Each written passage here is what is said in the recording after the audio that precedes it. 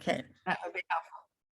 Okay. So what's your It looks question? like Jacob's trying to talk, but we can't hear him. He's not muted, but he must not have a. That's okay. You're on Anyway. online. We'll Anyway, later. thank you. This has been fascinating. Again, I'm a fused glass artist. I have never offered my work for sale before. I've been preparing for a while to do that. And again, I have a classical fine arts training, a college and an art school way back. I'm almost your age, Susan, so I know. So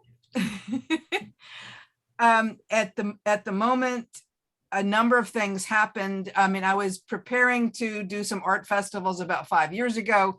Then the company I was with got bought. There was a very difficult transition.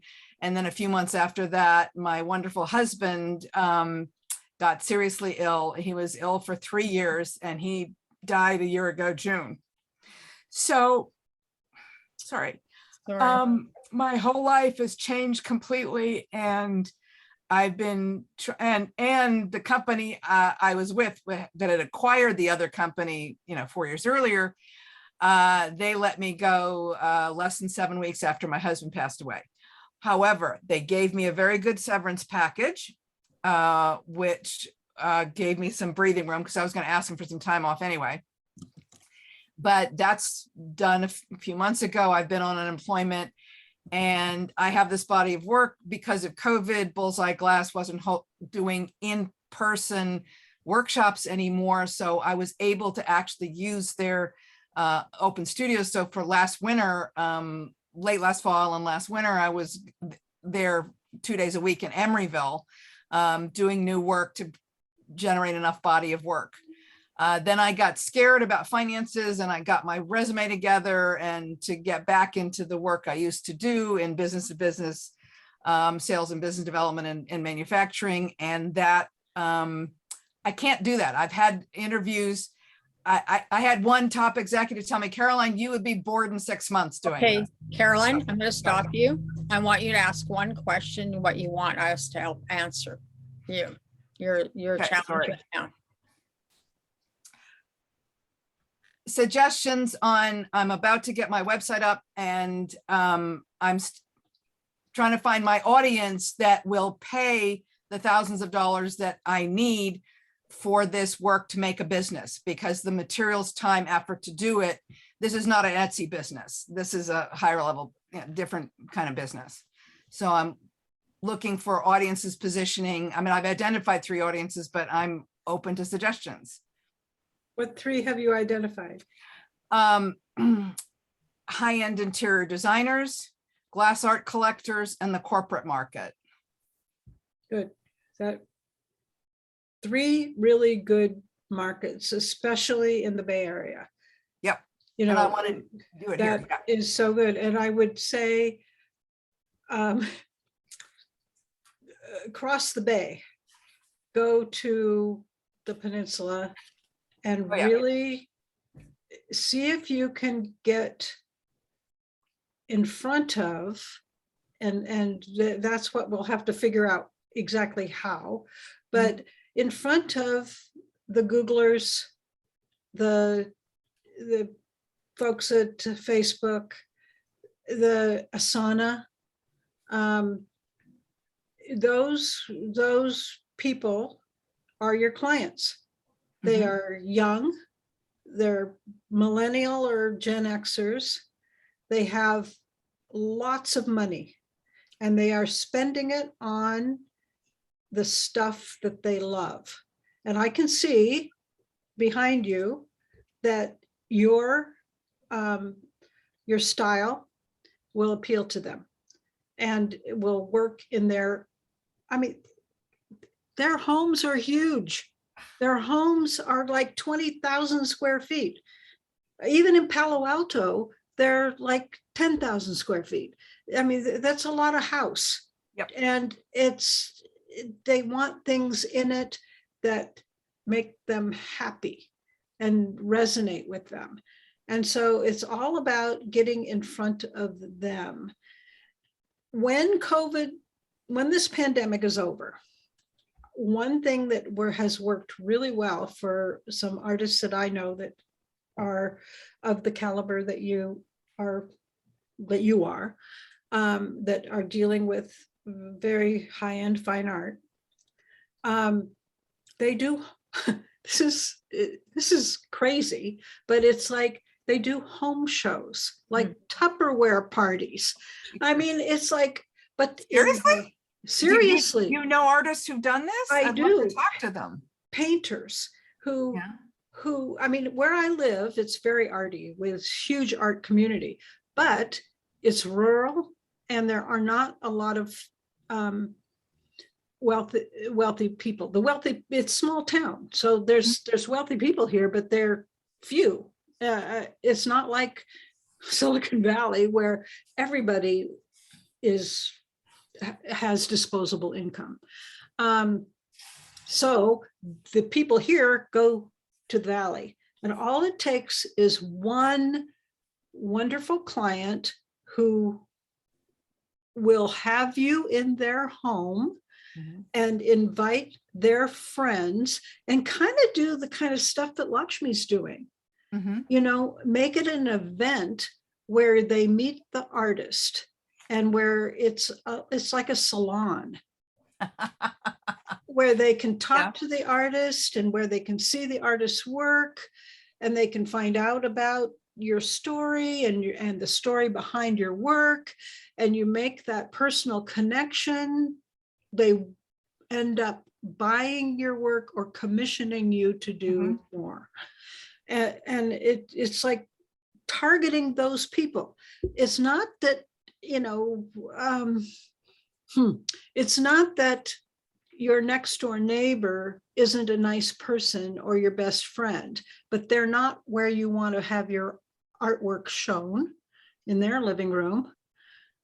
You got to go to the living room in the 20,000 square foot home overlooking the ocean that has the, you know, the person will cater with their, or has their personal chef that will cater this affair, you know. It's like figuring out that avatar, that exact client, what and where they hang out. So there are online templates that you can define your avatar, and I would say look them up. I don't have any at hand right now. I can Google it, but look up, you know, Google defining your ideal client or defining your avatar, and work through some of those worksheets to get to who your exact client is. I also, I do it with my clients too. So, you know, but I don't want to push my thing, but you know, you gotta, because the way that you speak to in your, all of your marketing, in your promotion online, in your anything written, anything, you have to be speaking to those people only. Now, other people will listen, but on your new website, you want to be speaking to your ideal client in the language that they understand and they like. You know, you may have to use woke, I don't know, but or at least know what it means. So, and you have to be in it where they are. You have to meet them where they are, and it's always about them. It's never about you. That I understand from my background in B2B sales. But I hadn't thought of, I'd been thinking of glass art collectors and art collectors, but you're talking about a very different audience. These are people who are newly wealthy, they're in the tech group, they're younger than what I was thinking in most cases. And I mean, they're making a lot more than a couple. I mean, the average thing that Google and Facebook engineers are making is $200,000 a year for like a ordinary coder. Fresh out of college. Yeah, well, it's you know, it's like, it's crazy. And so, and those I did a demographic search, a demographic and psychographic search for a client when I was living in Mountain View. And I did it because she was a realtor wanting to relocate to Mountain View. She was in Campbell. So she wanted to have clients in Mountain View. So I did this demographic, psychographic research for her. What I discovered in my own neighborhood, that the average income was $250,000. The average person there were mostly men. They were mostly single. And some of them were homeowners. But I lived in Old Mountain View. So I didn't live in, well, now it is, several $1 million homes that are tiny little places. But I was shocked. I was shocked because it was like, whoa, I'm not making $250,000 a year and I'm working my butt off. but those are the people. And when they buy a home, they usually buy a big home and it's usually empty. They don't have furniture. They don't have furnishings. They do hire interior designers. And so I would also say, having been an interior designer, I would go up to the design center. Now, I don't know what it's like now because it's been a long time since I've been up there. I think tech has taken over, but they still must have the Galleria and You're talking about in San Francisco. Yeah. There used to be a fine art consultant there who would be great to go talk to, because what they do is they interface with interior designers and they have a stable of artists, really amazing artists in all media. And so the interior designers who know nothing about art, most interior designers do not know about art because they don't have your fine art background. They don't. Most interior, well, I won't go down that line. Most interior designers do not know how to place art or sell art. They know how to make pretty, but they don't know about fine art. These people at the design center know about fine art. That's what they do. They're consultants. Interior designers go to them. They talk to them about their clients. This place, and I'll have to look it up. It's been so many years, I don't remember the name, but this place then says to the interior designer, well, I think that this artist and this artist and this artist would be really good for your clients.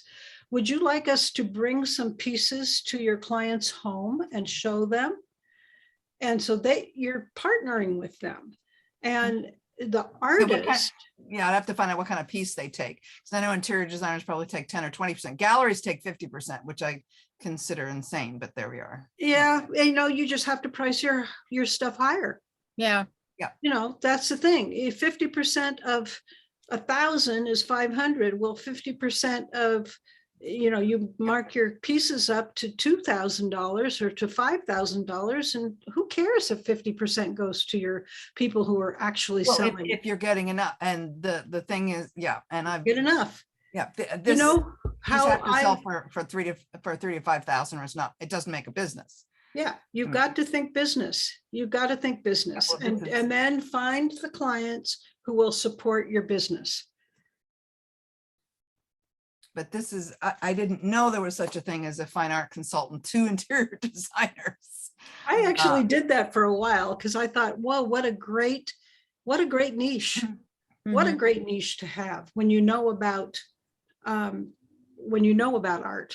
Yeah. In fact, you could do that. You could be a consultant to interior designers for glass pieces. Well, I don't, but that would be promoting the established glass artists. Not, again, I'm not known. I've not sold anything before. I don't have a following, none of that. And there are substantial glass artists here in the Bay Area who have all those things. So flip your script. They had to start somewhere. They started somewhere. Yep. So here's a couple of ideas I have. How about high-end salons, studio salons? You could go in there and do a mini showing. They have high-end clients that are don't have a problem paying $100 for a haircut.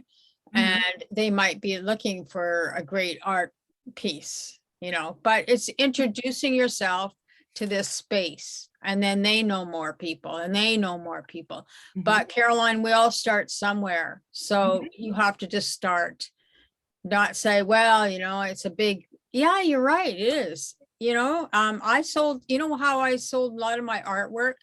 I had a friend that had a florist and framing shop.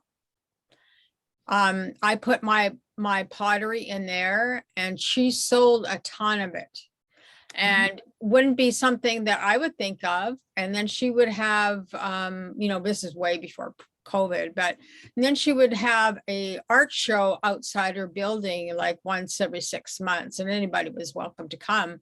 But that's how people knew about me, is through somebody else. And she had big name clients.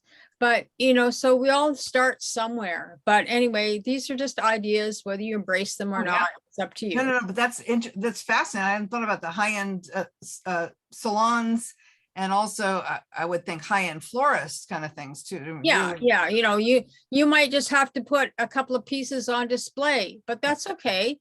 They're not selling in your garage, so why not? Or selling in your closet. I had a garage, but there we are. No, what I'm just saying. No, I understand.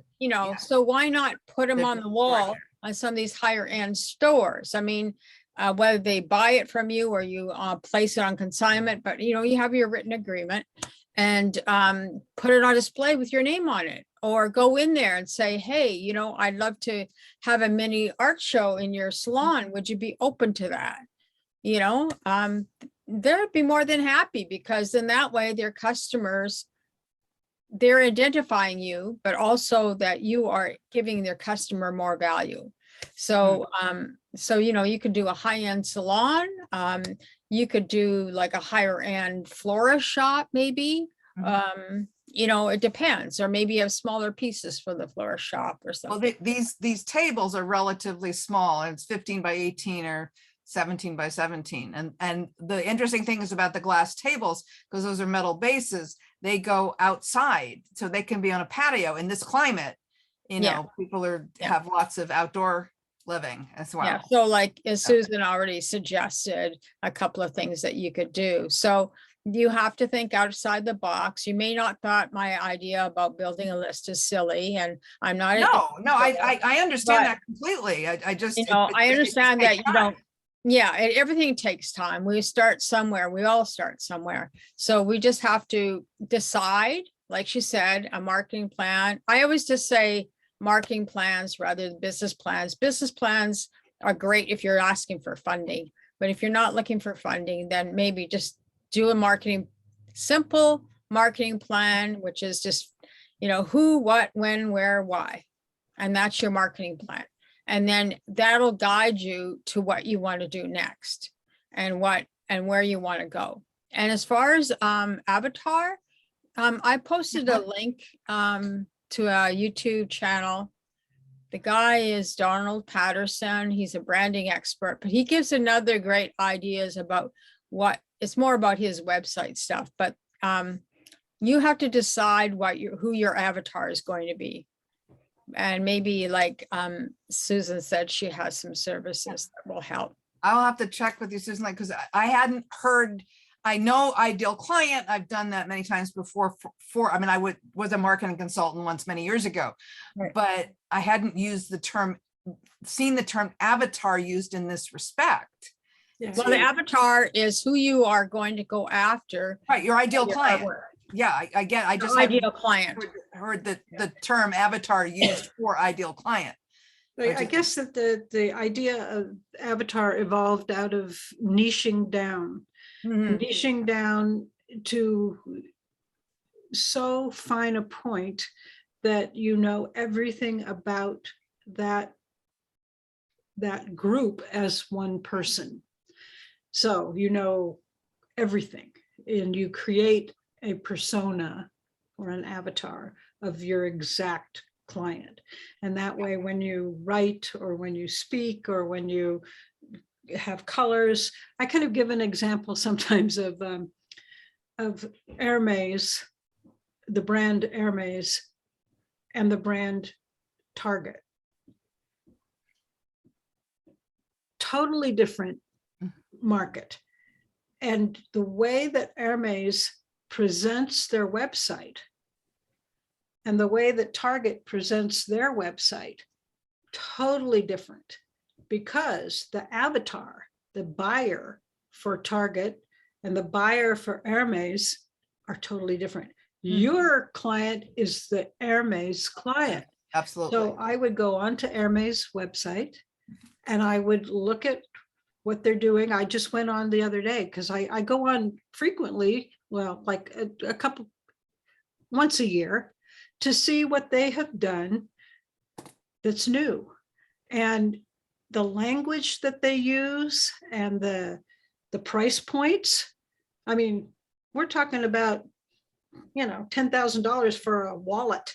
This is like, and there are people who buy this stuff. Yeah, it's a different level of disposable income. Absolutely. Yeah. So you got to get your head into that person's head, that buyer's head, that avatar's head. This is fascinating because I hadn't really, because my idea, and I've been here in Silicon Valley for 20 years, my idea of the young engineers who are making a lot of money and have an empty house like Steve Jobs had for years and that kind of thing.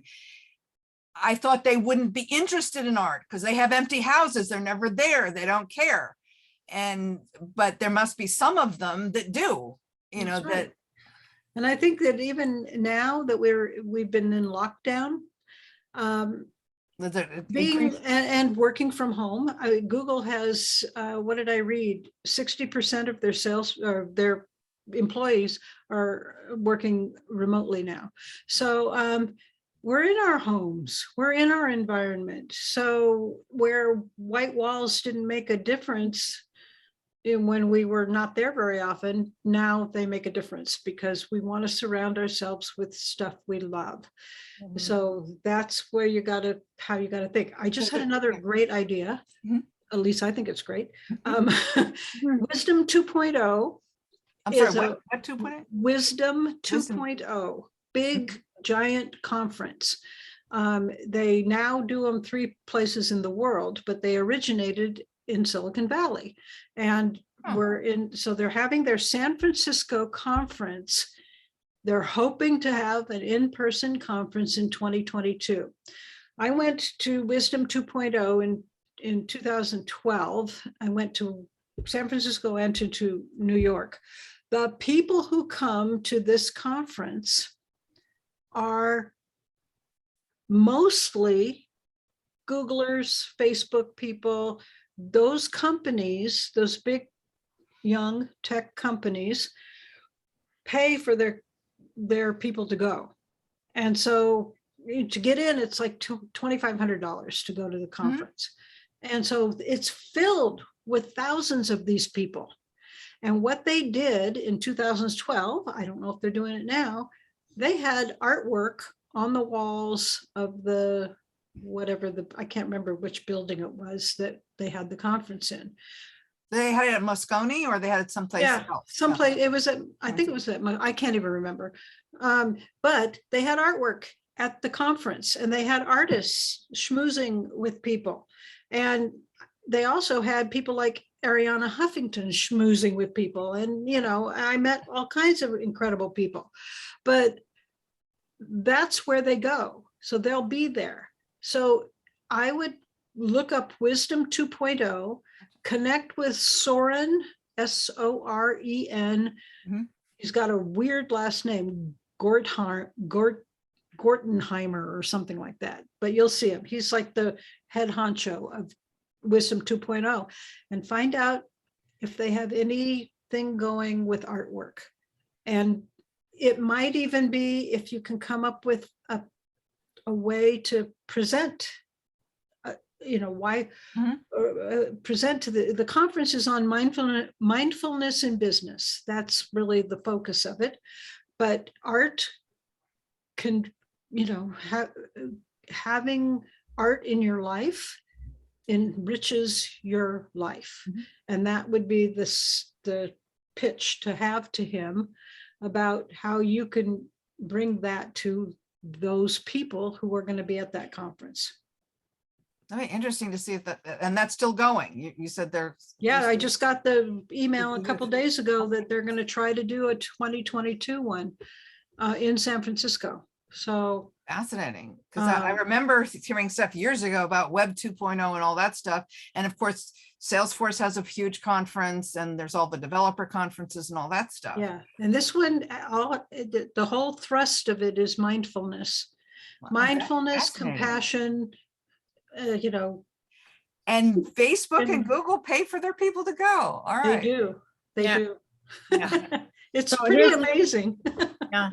Here's a couple of other ideas. I don't know, there might, I don't know about your experience in this, Susan, but some higher end realtors who need to stage homes might be willing to talk with you about displaying their artwork in their stage home, $1 million homes or something. I don't know. You can always ask. Doesn't hurt to ask. And as Susan was talking about conferences and stuff like that, I think that's a really good idea. Thank you, Susan. Thank you. That conference idea is and I just remembered I do have a contact that knows someone at Facebook who plans Facebook internal parties that are the huge events. Great. And you know what? Those huge events are attended by all your peeps, everybody Yeah. that you want, but they need to decorate for the Yeah. event. Well, that's what she was telling me. Her friend had a huge budget to decorate for these internal parties. And I'm like, yikes. Well, they've Yeah. got so much money that it's just, yeah. It's right. crazy. It's funny money. I mean, it really is. So what they are looking for is experience. Yeah. They, all of the big techie companies, Facebook, Google, whatever, Salesforce, you know, they're looking for experiences for their people. And so Google has something called Google Talks that are like TED Talks. Mhm. And you have to have an in with somebody that works at Google to get into a Google Talk, to be a Google Talker. But that is another great thing. If you did a Google Talk about, you know, about having art in your life and had on the stage with you your tables, and you talked about all of the why stuff. Why do you do what you do? Why should people have art in their life? Why is art important in our lives? And that's what you talk about while surrounded by the stuff you create. And then afterward, people want to buy what you have to create. So it's not selling, it's not icky. It's not. Yeah, well, it's relationship building. Well, you're offering something of value. I understand that because I did consultative sales for many years. I mean, I understand relationship building and that. It's just figuring out who, because I'd gotten advice previously about, you know, finding people who buy art at Sotheby's and Christie's and stuff like that, and read certain magazines, buy art at these places, that's the market. And that's a more general, you know, countrywide or worldwide kind of market. But here in the Bay Area, and I do want to focus here in the Bay Area because I can meet people personally and I can bring stuff to their home, et cetera, and get a feel for what's going on. But it's interesting because I really hadn't thought about, but now with COVID and people spending more time at home, they may actually want to do something with their environment rather than just ignoring it. Yeah. And when we're really able to get out again without being concerned, then the opportunities are just it's gonna explode. Yeah. I saw it happen a little bit when we first opened up, but then we got slammed down again. But I really think that we're going to see a renaissance. I think we're going to see a renaissance of everything. I think we're going to see a renaissance of art, of music, of people getting together, you know, people doing things. And so in preparation for that, because I also think that we're going to have there is a lot of fear. People are still fearful right now of meeting in groups, and that's going to go on for a while. So if you start planting the seeds now and doing what you can now in anticipation for the opening that we're going to see and the renaissance that is going to happen, you're going to be positioned to step right through those doors. And maybe it starts out small with meeting with people in their homes, but then it can get bigger and bigger and bigger. And it's all about experience. People want the experience. That's, you know, the whole idea of salons where people go to open studios, not just to see the pieces of the artist's work. They go there to see the artist's studio and to connect with the artist. That's a perfect example. It's an experience. And I know I have spent a lot of money at open studios over the years. I think artists are often a good client for us, except too many artists have a starving mentality and they don't invest in each other's work. But, or they do an exchange. I mean, I've often seen that. And that's okay, because, you know, if you get what, it's all about giving and getting what you need, what you want, and that's beautiful and wonderful. Yeah, and I've been going to open studios here in the Bay Area for many years, and so I know a lot of artists. In fact, I was at Los Altos Rotary Show last Sunday, not a week ago Sunday, excuse me, speaking with an old friend who, again, didn't know that my husband had passed away, but he'd known us for many years. He's a painter, lives in Los Gatos in a house he bought 30 years ago from his art. And he does these shows, and that's how he gets clients, and he earns $250,000 a year.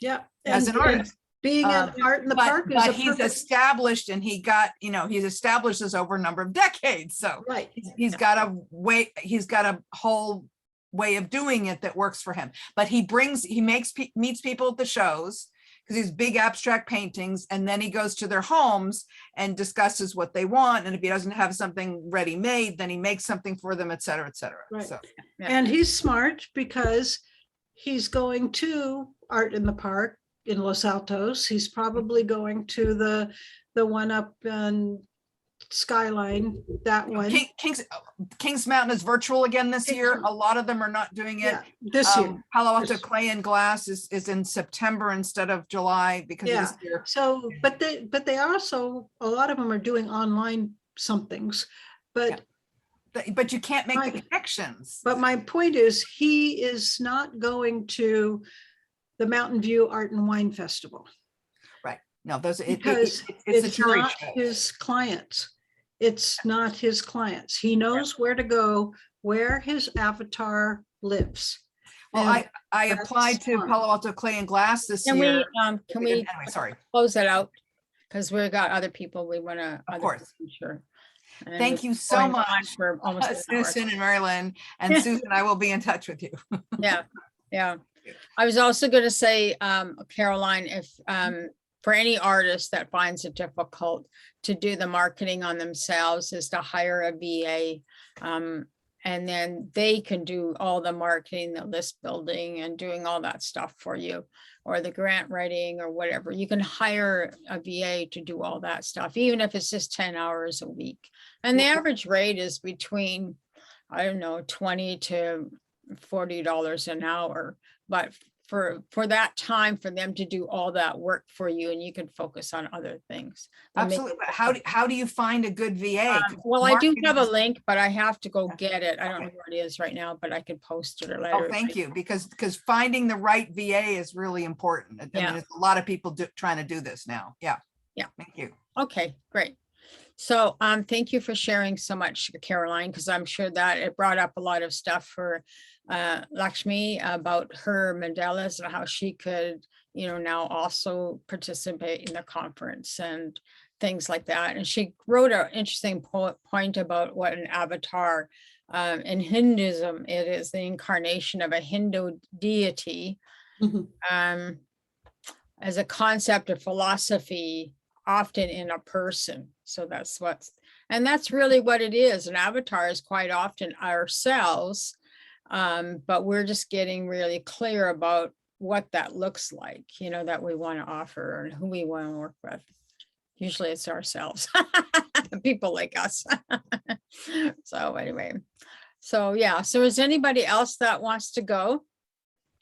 That has a question? Linda, do you have a question that you would like us to jump in and share some Learning a ideas? lot, and I find that the few notes I do make really do speak back to me, that I can conceive of sharing with people, and for myself as well. And I'm looking forward to the virtual assistant link so that I can see what that's all about. Okay, great. Thank you. You're welcome.